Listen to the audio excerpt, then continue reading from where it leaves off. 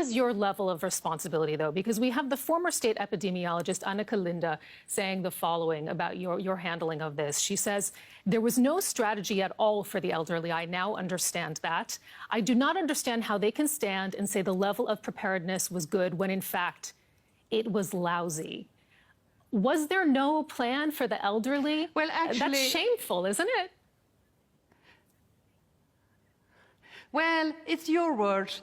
I think that you are actually acting like this is kind of a World Cup in who get the disease or not get the disease. We don't see it that way. That's not how a responsible government is handling those issues. Actually, what we have in Sweden is another way of governmental organization.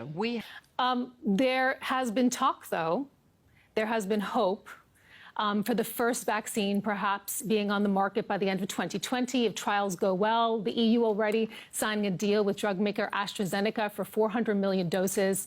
Have you considered that a vaccine could come to the market so quickly? And have you considered that you might be front-loading, or at least with the strategy, you might have front-loaded your human losses without having the science to back up that it's a smart move in the long run? Well, we have now put 2 billion Swedish crown and a vaccine coordinator because, of course, we hope that the vaccine that comes will be a part of a global common good and it will come to those who deserve it most. But did you have the right science on immunity? Well, actually, I'm a Minister of Foreign Affairs. So I don't know if we have the right science of herd immunity or whatever.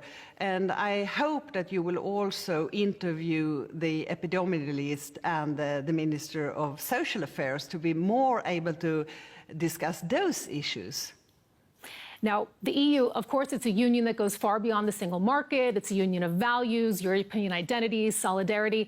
How should this project survive if you and your frugal four allies, who together only represent less than 10% of the EU population, tell the citizens of some of the largest countries whose economies are literally too big to fail that you won't support your partners when they need help the most?